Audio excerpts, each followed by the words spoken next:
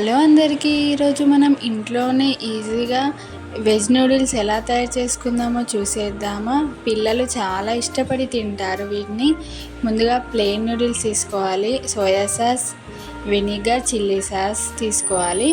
ఇప్పుడు ఒక ప్యాన్ పెట్టుకొని అందులో వాటర్ పోసుకొని వాటర్ వేడయ్యాక కొద్దిగా ఆయిల్ పోసి ఈ నూడిల్స్ని ఇందులో వేసేయాలి. నూడిల్స్ విరగొట్టి వేయకూడదు, ఇలానే వేసేయాలి. ఇప్పుడు కొద్దిగా సాల్ట్ వేసుకోవాలి. నూడిల్స్ ఉడికిపోయాయండి. ఒక 3 మినిట్స్ అలా బాయిల్ చేసుకోవాలి. ఈ నూడిల్స్ని వాటర్ మొత్తం తీసేద్దాం. ఇప్పుడు వీటిని కొద్దిగా ఆయిల్ పోసుకొని ఒక ప్లేట్లో ఇలా ఆరబెట్టుకోవాలి. దీనికి కావాల్సినవి పచ్చిమిర్చి, క్యాబేజీ, ఆనియను, అల్లము, క్యాప్సికము.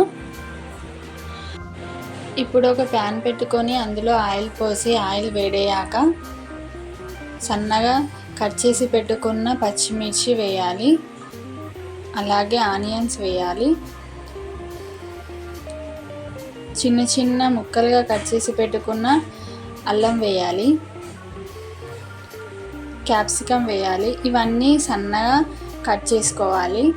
ఇవి ఒక 10% ఉడకనివ్వాలి. దాని తర్వాత క్యాబేజీ వేసుకోవాలి. క్యాబేజీ కూడా బాగా సన్నగా కట్ చేసుకోవాలి.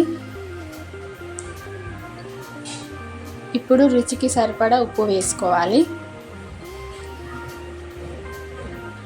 ఇవి ఒక 60% ఉడకనివ్వాలి. మరీ ఎక్కువ ఉడకనివ్వద్దు. హై ఫ్లేమ్లోనే ఉడకనివ్వాలి. చిటికెడు పసుపు వేసుకోవాలి. ఇప్పుడు ఇందులో మనం నూడిల్స్ వేసుకుందాం.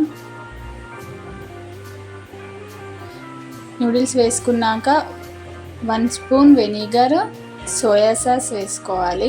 అలాగే చిల్లీ సాస్ వేసుకొని బాగా కలుపుకోవాలి. వెనిగర్, సోయా సాస్ తక్కువ వేసుకోవాలి. చిల్లీ సాస్ మన టేస్ట్కు బట్టి వేసుకోవాలి.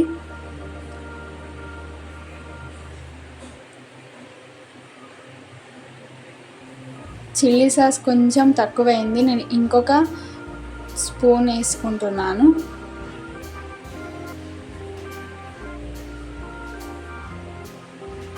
స్పైసీగానే ఉంటేనే బాగుంటాయి నూడిల్స్, అందుకే టేస్ట్ చూసి వేసుకోండి.